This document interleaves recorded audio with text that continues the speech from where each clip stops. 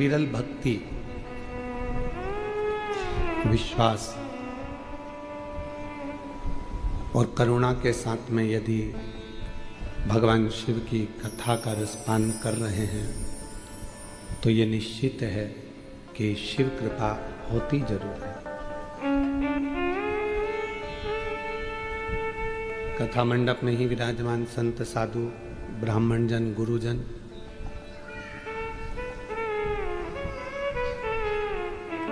देखिए, मुक्ति मिलना बहुत सरल है।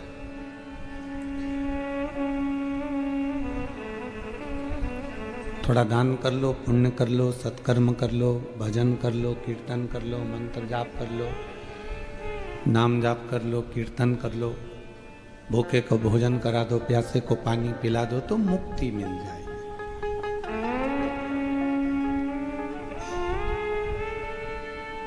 पर मोक्ष पाना थोड़ा कठिन।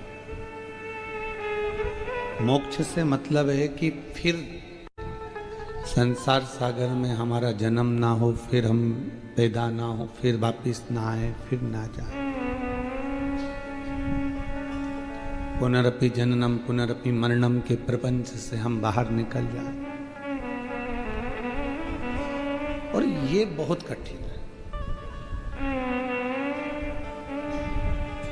इसके लिए तो हमको किसी सदगुरु की शरणागति ग्रहण करना पड़ेगी और वहां बैठकर कुछ सत्संग करना पड़ेगा। सत्संग को मूल इसलिए कहा गया कि नवदा भक्ति में मेरे राम जी महाराज ने भी शबरी अम्बा को, माँ शबरी अम्बा को यही शब्द कहा कि प्रथम भक्ति संतन कर संग और दूसरी रति मम कथा प्रसंग। एक सत्संग कर लो, दूसरा कथा को श्रवण कर लो, तो धीरे धीरे फिर हमें मोक्ष को ढूंढना नहीं पड़ेगा। भगवान जैसे शबरी के दरवाजे पर आकर मोक्ष दे दिए, वैसे हमको भी परमात्मा पर मोक्ष दे दिए। फिर मोक्ष हमको नहीं ढूंढना है, मोक्ष देने वाले को हमें ढूंढना पड़ेगा। और जब हम उसके आश्रित हो जाते हैं, जब हम उसके ऊपर पूर्ण तरह से विश्वास करने लगते हैं, जब हम उसके पूर्ण भरोसे उस पर करने लगते हैं, फिर वो हमको संभाल गए, फिर वापिस जन्म ले लिया, फिर आ गए, फिर चले गए, फिर आ गए, फिर चले।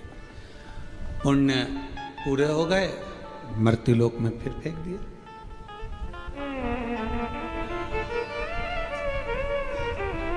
कभी हम स्वान बन गए, कभी हम झिंगुर बन गए, कभी हम कीड़ा बन गए, कभी हम मकोड़ा बन गए, कभी हम काकरोच बने, कभी हम कुछ भी, जो उसकी इच्छा होगी वो बनाए अपने कर्म से।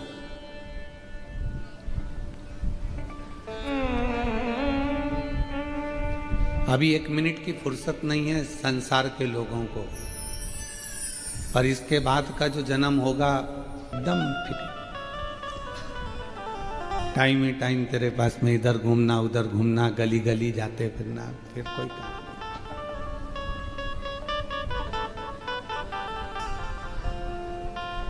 अगर परमात्मा ने मानव की देह दी, मनुष्य का शरीर दिया, भगवान ने यदि ये मानव की देह हमको प्रदान करी है, तो प्रयास करिएगा कि ये मानव की देह में थोड़ा सा भगवत भजन हो जाए, कीर्तन हो जाए, मंत्र जाप हो जाए, नाम जाप हो जाए।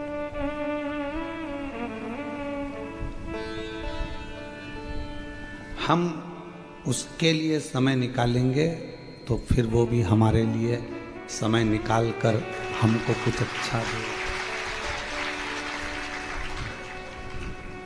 जब तक है ये जिंदगी फुर्सत ना मिलेगी काम से, ऐसा कोई समय निकालो प्रेम बड़े श्री राम से। ये समय फिर थोड़ी ना। दुनिया का सबसे बड़ा दान कौन सा है?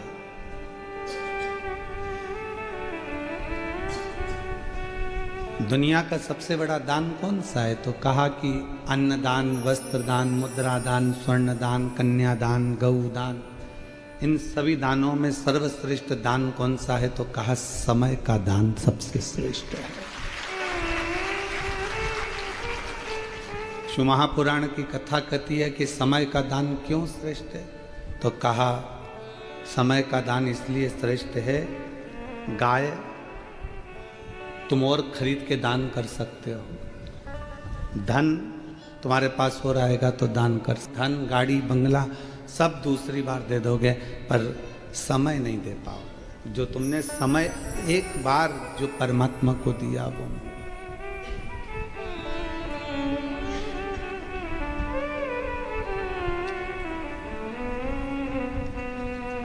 इसलिए ये जो काल है, ये काल की जो गणना है, जो समय है, ये समय मूल माना गया।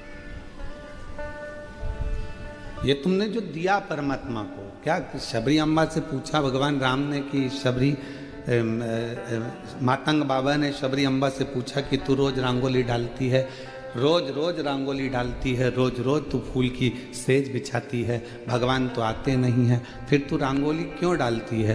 तो शबरी अम्बा ने कहा कि मेरा थोड़ा सा समय मैं रंगोली डालने में निकाल देती हूँ, अर्थात उस परमात्मा को मैं अपने समय में से थोड़ा सा समय दे रही हूँ रंगोली डालने में, तो वो भी तो अपनी जिंदगी का थोड़ा सा समय मुझे देगा। इसलिए दक्षिण साइड में और महाराष्ट्र साइड में रंगोली का बड़ा विधान है। इनने शबरी अम्बा की बात को पकड़ के रखा कि शबरी अम्बा ने रंगोली डाली थी, भगवान को अपना समय दिया था, और वो समय अगर परमात्मा को दिया तो परमात्मा को भी वन जाते जाते थोड़ा समय शबरी को देना ही पड़ेगा, इसलिए शबरी अम्बा ने वो रंगोली डाली। तो महाराष्ट्र में, फिर दक्षिण में, यहाँ सब दूर रंगोली का बड़ा नियम है। सुबह से उठे, पानी डाला, रंगोली डाली, अर्थात परमात्मा को थोड़ा सा समय दिया, थोड़ा सा समय परमात्मा को प्रदान किया। जैसे महाराष्ट्र में एक पकवान बनता है अनरसा, पर बनाने वाला ही बना पाता है, वरना कढ़ाई में बिखर जाता है। और किसी किसी का अनरसा तो ऐसा जोरदार बन जाता है कि एक फेंक के मार दो तो 6 दिन नहीं उठे।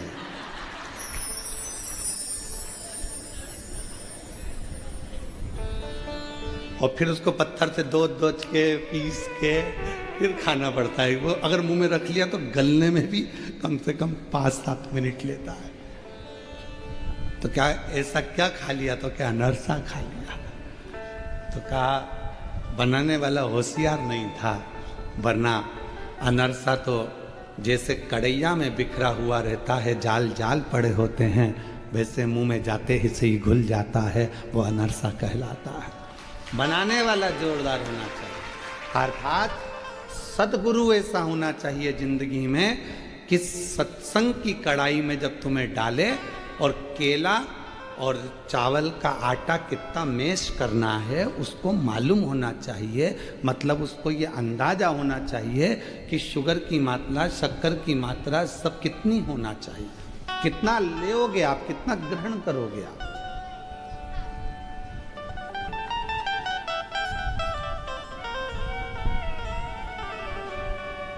इसको समझना कठिन।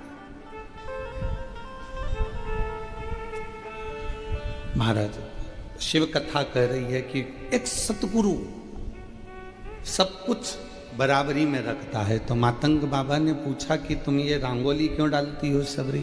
शबरी कहती है कि मैं अपनी जिंदगी का थोड़ा सा समय परमात्मा को दे रही हूं, थोड़ा सा समय, ज्यादा नहीं। और जब मैं अपना थोड़ा सा समय परमात्मा को दे रही हूं तो ये विश्वास है कि जब परमात्मा इधर से निकल के जाएंगे, मेरा रूट थोड़ा साइड में है, भगवान के निकलने का रूट अलग है। जलगांव जाना है तो रास्ता अलग है, पर किसी को जलगांव आना है तो 40 गांव में अगर कोई रहता है पहचान वाला, तो फिर 40 गांव होते हुए उसी 40 गांव में जब जाएगा, जब उसकी अच्छी पहचान होगी, शबरी अम्बा कहाँ रंगोली डाल रही है, शबरी अम्बा किस मार्ग पर रंगोली डाल रही है। और राम जी को जाना था दूसरे रूट से। लक्ष्मण जी ने कहा प्रभु मैप पे तो इधर का रास्ता दिखा रहा, अपन को चलना इधर है। लक्ष्मण जी तो स्वयं शेषनाग, अपने को चलना इधर। पर आप ये दूसरे रास्ते पर क्यों जाना चाहते हो? तो भगवान ने कहा कि लक्ष्मण, एक शबरी है जो रोज समय निकाल सकती है, तो मुझे भी 14 वर्ष में से कम थोड़ा सा समय उसके लिए निकाल। इतने समय में उसने मेरे लिए समय निकाला। कितनी व्यस्त थी शबरी, कितना काम था उसको। मंदिर जाना, देवालय जाना, शिवालय जाना, ये करना वो करना, संतों के लिए भोजन तैयार करना, बेर चुन कर लाना, ये काम करना वो काम करना। आप सब फ्री हो क्या? घर में कितना काम पड़ा है। अभी 15 दिन बाद दिवाली आ जाएगी, और 15 दिन बाद दिवाली आएगी तो झाड़ू है, पोछा है, सफाई है, ये साफ वो साफ वो साफ वो साफ, सब साफ करने में लग जाओ। और जितना सामान है जितना सब साफ करने में लगोगे, और मालूम पड़े आधे से ज्यादा सामान कबाड़े में बेच दोगे जो पिछली बार लेकर आए। पर सोच समझ के बेचना कबाड़े को भी। एक माता जी, एक पति थोड़ा सा कपड़ा में सामान बांध कर रख कर गया। अभी अभी हमने तो उस पर देखा था, टीवी पर बताया था। वो सामान बांध कर रख कर गया, और पत्नी को लगा कि कचरा भरा पड़ा है। उसने टैक्स वालों से डर कर सामान बाल्टी में डाल दिया था। पत्नी ले जाके वो बाल्टी बाहर फेंक दी। बाहर फेंकी तो एक बैल ने, नंदी ने उसको खा लिया। खाने के बाद पति ने पूछा, यहाँ बाल्टी में सामान रखा था कहाँ है? तो कि वो तो मैं बाहर फेंक किया। बाहर गया ढूंढने तो बाहर तो था ही नहीं। कैमरे में देखा तो नंदी खा गया बैल। अब पति बैल के पीछे पीछे जा रहा। पत्नी ने पूछा हुआ क्या? सोने के 6 सिक्के रखे थे और वो उसी में रखे थे, और मैंने उसमें केले के साथ में उसको दबा दिया था, और नंदी खा गया। अब नंदी को कुछ खिला रहे, उसको सहला रहे, जिससे वो सिक्के निकाल दे। तब करते करते करते करते 4 सिक्के निकले, 2 बाकी रह गए। तो भी नंदी को अपने घर में बांध के रखा। खूब खिला रहा है, पिला रहा है, सिक्के देगा सिक्के देगा सिक्के देगा।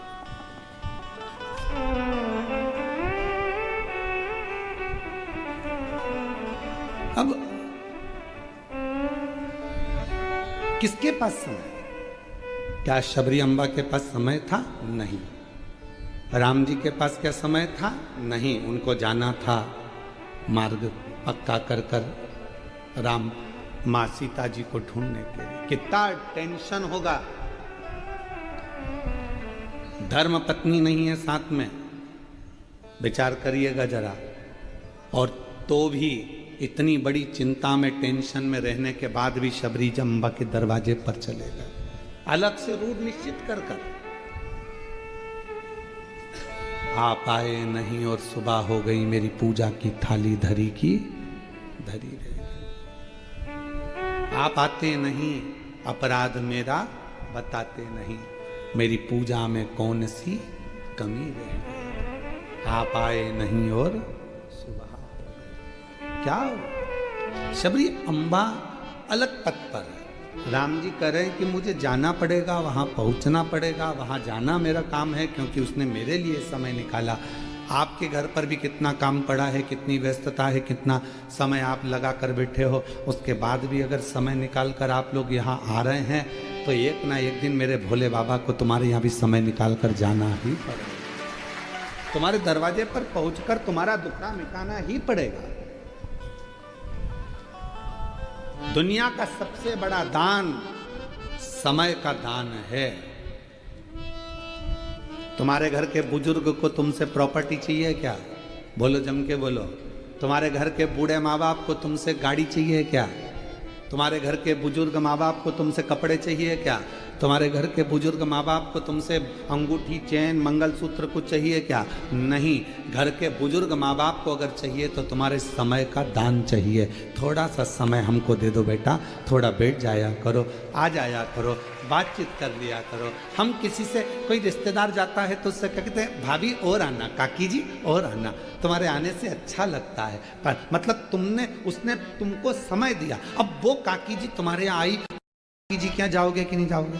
बोलो बोलो, जम के बोलो, जाओगे ना। अब जैसे तुम्हारे बहन के घर में शादी और बहन के घर शादी, और तुमने क्या करा कि मेरी अब तबीयत ठीक नहीं रहती बेटा, एक काम कर बहू तू चली जा। अब बहू गई शादी में, तुम्हारी बहू की कौन लगी? वो जम के बोलो, मौसी, सास। बहन तो जाती तो काम में लग जाती, कपड़े उठाना है, फिलारा उठाना है, सामान उठाना है, ये करना है, वो करना है। और बहू गई है तो डेंटिंग पेंटिंग करके वो तो बढ़िया कुर्सी पे, ए बेटर लाओ जरा पानी की बोतल लेके आओ, जाओ, ए भैया चलो उधर से जाओ, जाओ ये लेके आओ, जाओ जल्दी से, हाँ लेके आओ जरा। और गिलास भी वहीं रखेगी, सामान भी वहीं रखेगी, पड़ा है तो पड़े रहने देगी। पर बहन आती तो थोड़ा फैलारा उठा लेती, थोड़ा काम संभाल लेती। वो कह देती तू अपना काम कर, मैं हूं ना, देख लूंगी, तू अपना काम कर। बहू आई, अब तुमने अपनी बहू को वहां भेजा। अब तुम्हारे यहां कोई फंक्शन होगा तो तुम्हारी बहन क्या करेगी? बोलो बोलो बोलो, बहू को भेज देगी। अब वो काम करेगी क्या? नहीं। बस यही शिव पुराण की कथा कह रही है, तुम कथा तक आए हो तो एक ना एक दिन मेरा विश्वनाथ, मेरा कुबेर भंडारी तुम्हारे दरवाजे तक हो। और तुमने कह दिया कि मम्मी तुम चली जाओ, अब कथा में क्या सुनूं, तुम चली जाओ। तो मम्मी तो चली जाएगी, फिर जब तेरी बारी आएगी, छाती में दर्द हुआ, हॉस्पिटल ले गए तो क्या ब्लॉकेज है, बस थोड़ा सा समय बाकी है, अंत प्राण छूटने का समय होगा। तो भगवान को पुकार भी रही होगी तो भगवान कह देंगे नहीं आ सकता, तूने अपनी सास को भेजा था तो मैं भी यमराज को भेज देता। बहुत अंतर। मासी आती, फैलारा उठाती, शिवजी आते, जैसे देवराज ब्राह्मण को नंदी पर बिठा कर लेकर चले गए थे, अगर शंकर आते तो तुझे लेकर जाते। शिव में और यमराज में बहुत बड़ा अंतर है। शंकर भगवान अपने गण को खुद लेने के, अपने भक्त को खुद लेने के लिए आते हैं।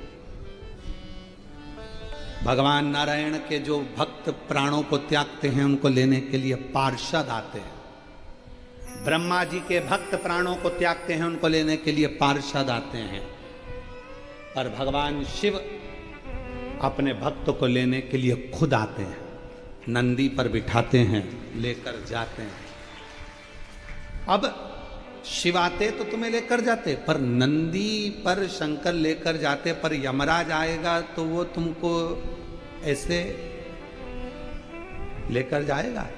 वो तो तुमको पाड़े की पूंछ से पीछे बांध लेगा और खुद पाड़े पर बैठकर तुम्हें खींचता खींचता लेकर जाएगा। फिर कुछ हम सोचते हैं कि हमको परमात्मा लेने आएगा लेने के लिए, पर थोड़ा सा समय तुम्हें परमात्मा को देना पड़ेगा। भगवान तो आने के लिए तैयार बैठा है, परंतु थोड़ा सा समय आप देना प्रारंभ करिए, थोड़ा उसका भजन करना प्रारंभ करिए, थोड़ा उसका गुणगान करना प्रारंभ करिए, थोड़ा उसका मंत्र जाप करना प्रारंभ करिए। मुख से श्री शिवाय नमस्तुभ्यम बोलना आएगा, ऐसा नहीं है कि नहीं आएगा, वो आएगा।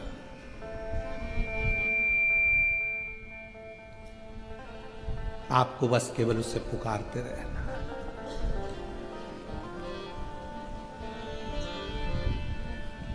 कितना प्रयास करते हो,